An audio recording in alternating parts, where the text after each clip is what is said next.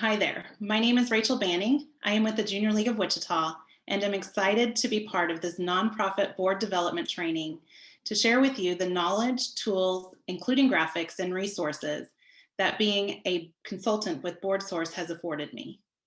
BoardSource is a highly regarded national organization dedicated to supporting nonprofits. In addition to this module, myself and 4 other Junior League BoardSource certified consultants conduct strategy and training sessions, not only for league members and for the Nonprofit Chambers Board University series, but we are thrilled to be available to provide consultation for you and your own nonprofit community board. As part of the BoardSource initiative, we have developed several modules like this one to assist boards in understanding their roles and responsibilities. But let me be clear, this today is simply an overview. For more in-depth information, you can participate in the Nonprofit Chambers Board University or in Junior League sessions scheduled throughout the year. All of these modules are available on the Junior League of Wichita website and the Nonprofit Chamber website.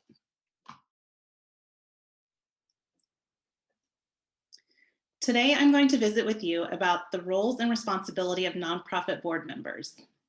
The board service graphic, which kind of looks like this, has 3 umbrellas. It summarizes the main roles and responsibilities of the board. Number 1 is establishing the organizational identity, the mission statement and planning. Number 2, ensuring that there are adequate resources for the nonprofit. And number 3, providing oversight. You may note in the lower right-hand corner of the umbrella handout the results of a comprehensive survey of over 800 nonprofits identified areas that need improvement, such as fundraising, community relations, and board building. And we will get to some of those today. So first, let's talk about your individual responsibilities. There are 3. The duty of care means you are paying attention to the organization's activities and operations, that you are prepared to participate and engage in board meetings by reading the meeting material and financials prior to the meeting. Duty of loyalty is putting the organization's interest before your own personal and/or professional interest. And the duty of obedience is that nonprofits are small businesses, meaning that we must adhere to and comply with applicable federal, state, and local laws. So remember that old saying, if everything is important, then nothing is important? Keeping that in mind, your plans and activities must align with your mission. The mission statement should be included on all of your materials, and we love to share mission moments at board meetings to reinforce what we are working towards.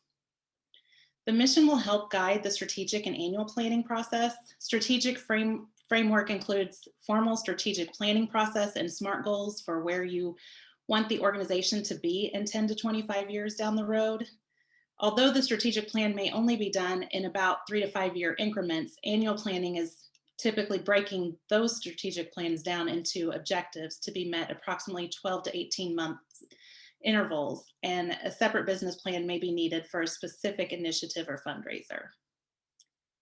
Strategic and annual priorities are reviewed often and used in each board meeting to help measure the organization's progress in regards to budgeting, the CEO's annual performance and review, board and committee work, and program success and progress.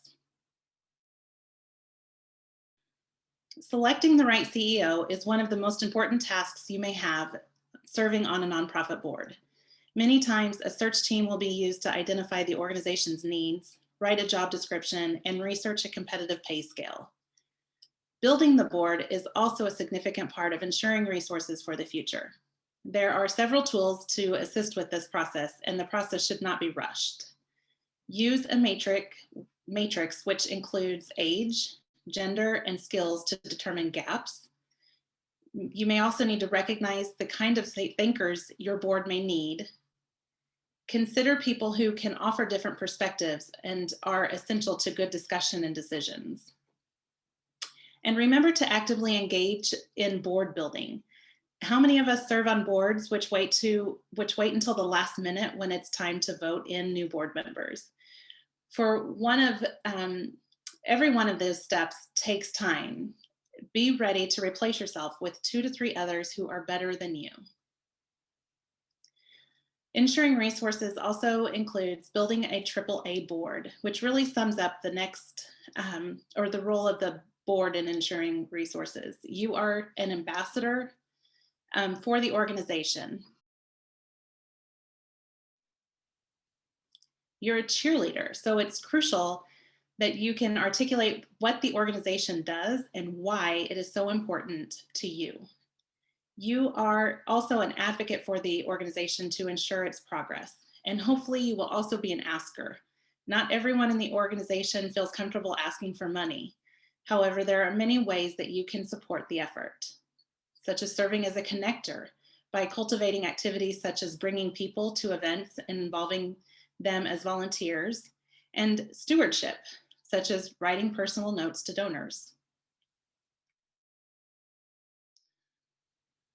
Simply asking the CEO, how can I support you, can go a long way. It is also important to understand the difference between board work, or what's also known as governance, and staff work, which is also known as operations. Let the CEO worry about the day-to-day stuff or the operations. That is why you chose him or her. The board should be focused on long-term health and vision of the organization. And then, of course, the CEO's annual performance evaluation. This should be based on the organizational goals and strategic priorities. On a scale of 1 to 10, with 1 being I don't even balance my own checkbook and 10 being I am a CPA, how comfortable are you overseeing your organization's finances? I'm probably a 6.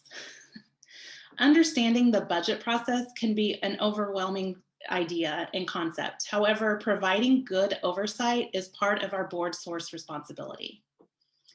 Here are some high caliber questions that you may ask. Does the organization have understandable financial statements? Does your organization have directors and officers insurance? What types of controls do you have when funds are received? And is the process laid out well? How often are policies reviewed, and how often are financials reviewed? Knowing what is due and when is very important. Transparency is vital. And remember, as a board member, your name is on that 990. So make sure you review the audit letter. And finally, general oversight to legal, ethical, and positive work environments is also part of your board service. This is your fiduciary responsibility to the health of the organization. And it's why it's so important to have a diverse board with different thinkers surrounding you. People of all skills and abilities should be welcome to help create procedures, policies, dashboards, important tasks and timelines, and checklists to help sustain your work beyond your own service. I'd like to thank you for your service and commitment to building a better community.